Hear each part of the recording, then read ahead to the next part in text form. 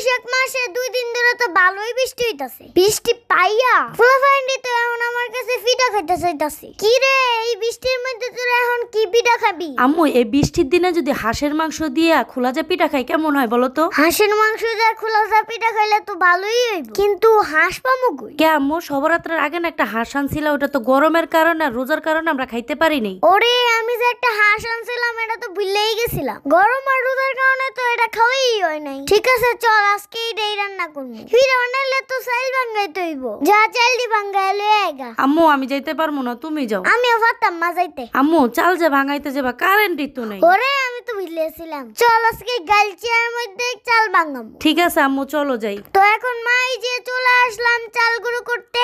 দে এই জায়গার মধ্যে চালগুলা দে। ঠিক আছে আম্মু, দিতেছি, নাও। আল্লাহ গো আল্লাহ, এটা তো ওজন কে? আমি তো মনে করছিলাম এটা সহজ পাইরা যাবো। টাকা বাঁচাইতে গিয়ে আজকে আমার এই দশা। দেখো না, আমি দিক দিয়ে কাজ করতেছি, আমার মাইয়া কি সুন্দর করে মোবাইল দেখতেছে। মা দাও, একলা একলা তোমার অনেক কষ্ট হইতেছে, দুজনে মিল্লা জিল্লা করি তাহলে আমাদের কাজটা তাড়াতাড়ি হয়ে যাবে। হ্যাঁ, ঠিকই কইছস। তুই আমার চাল আর গুঁড়িগুলা দে, আমি চালি। আর তুই এদিক দিয়ে চাল গুঁড়া কর। ঠিক আছে মা, তুমি চালের গুঁড়িগুলা চালো আর এদিক দিয়ে আমি চালগুলা গুঁড়ো করে দিতেছি। মা গো মা, এটার কি ওজন আর কত কষ্ট। আমার মা এতক্ষণ একলা একলা কষ্ট করছে আর আমি মাইয়া এই কষ্টগুলো দেখছি। দিস, সাবধানে কাজ করিস, আবার ব্যথা পাইস না। ঠিক আছে মা, আমি সাবধানেই করতেছি। ও মা, চালের গুঁড়ি করতে যে এত কষ্ট, আগের দিনের মানুষ এত কষ্ট কেমনে করতো? আগের মানুষের কি অনেক শক্তি ছিল মা? আগের মানুষ বেশি কাজ করতে কিভাবে পারতো জানো? কিভাবে মা? আগের মানুষ মাথার ব্রেন বেশি না খাটায়া তারা শরীরটা খাটাইতো, যার কারণে তারা সুস্থ থাকতো, ভালো থাকতো আর ভেজাল মুক্ত খাবার খাইতো। আর এখনকার মানুষের শক্তি নাই, কি কারণে জানো? কারণ তারা শরীর না খাটায়া তারা বেশি বেশি মাথা খাটায়, যার কারণে খায় শুধু ভেজাল।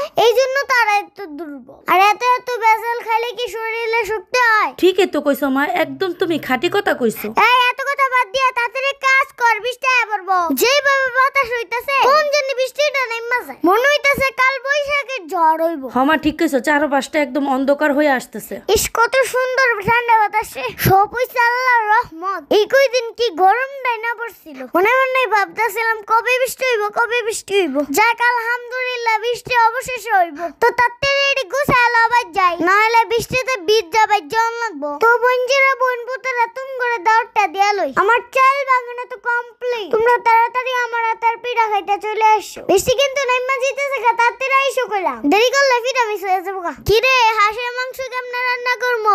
আম্মু, ওই দিন যে একটা মটকা আনছিলাম না, ওই মটকার মধ্যে দিয়ে হাঁসের মাংসটা রান্না করো। ও, হান্ডি মাংস খাবি? হমা, হান্ডি মাংস খামু। আচ্ছা ঠিক আছে, আজকে হান্ডি মাংস রান্না করবো। কিন্তু আমি তো কখনো হান্ডি মাংস রান্না করি নাই। আরে মা, কখনো রান্না করো নাই তো কি হয়েছে? ইউটিউব আছে না, আমরা ইউটিউব দেখে হান্ডি মাংস রান্না করে এলাম। হ্যাঁ, ঠিকই কইছস রে। তুই ইউটিউব থেকে যে রান্না করবো, রান্না যদি মজা না হয়? আরে দূর মা, কি যা কও, তোমার হাতে রান্না আবার মজা না হইব? তুমি যে সুন্দর করে রান্না করতে পারো, তোমার হাতের রান্না তো রান্না না, এটা একটা অমৃত। অমৃত স্বাদ না হইলো স্বাদ হইয়া যায়। হইছে তো বাপের মতন পাম দিস না, পাম দিস না। আমি কেমনে কেমনে রান্না করি একটু দেখ, বড় হলে শিখতে পারবি আর রান্না কইরাও খাইতে পারবি মারে। হ্যাঁ, তুমি যে রান্না করতেছো, তোমার প্রত্যেকটা রান্নাই তো আমি দেখি আর শিক্ষা রাখতেছি তোমার থেকে রান্না। বড় হইলে আমার রান্না করে তোমার খাওয়াইতে হইব না? তো আমি প্রথমে হাঁসের মাংসটা ভালো করে ধুয়ে নিয়েছি, তারপর সব ধরনের মশলা দিয়ে ভালো করে মাংসটা মাখিয়ে নিয়েছি। হান্ডি মাংসের মধ্যে রসুন ছাড়া তো হবেই না, কারণ রসুনের মজাই আলাদা।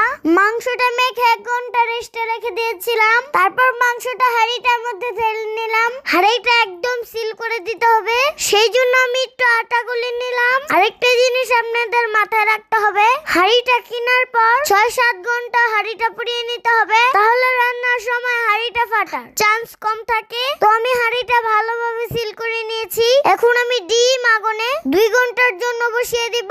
1 ঘন্টা পর একটু নেড়ে দিব। তো আমি হাঁড়িটা তো চুলায় বসিয়ে দিয়ে এসেছি। এখন আমি কুলাজা পিঠা বানানোর জন্য 5টা ডিম ভেঙে নিলাম। ডিম ছাড়া কুলাজা পিঠা হবে না। কুলাজা পিঠা বানানোর জন্য অবশ্যই ডিম লাগবে। আমি সুন্দর করে পিঠা বানানোর জন্য গুলাটা গুলিয়ে নিচ্ছি।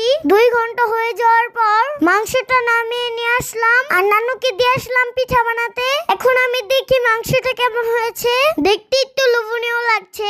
আম্মু আর কতক্ষণ লাগবে? এই তো মাংস হয়ে গিয়েছে, এখনই তোমাদেরকে পিঠা দিয়ে দিব। দেখি দেখি মাংসটা কেমন হয়েছে। ওয়াও, জোস হয়েছে তো মাংসটা আম্মু। দাঁড়া, ধরিস না, এখন আমি দিচ্ছি তোদের। আম্মু হাড্ডি দিও একটু আমাকে। আচ্ছা ঠিক আছে, তোরে হাড্ডি দিচ্ছি। সাথে কিন্তু আম্মু একটা রসুনও দিও। ওকে বাবা, ওকে দিচ্ছি। কিরে, কেমন হয়েছে মাংসটা? আম্মু কেমন হয়েছে তুমি একটু খেয়ে দেখো, তাইলে বুঝতে পারবা। আমার কাছে তো দারুণ হয়েছে। আমার কাছেও দারুণ লাগতেছে রে। আম্মু আমার কাছে ঝোলটা অনেক ভালো লাগতেছে, আরো খাইতেছি বোম্বাই মরিচ দিয়ে, সেই একটা ফ্লেভার, সেই একটা গ্রান। আরে আমার বোম্বাই মরিচের পাগল মেয়েটা, বোম্বাই মরিচের মধ্যে যে কি পাইলো।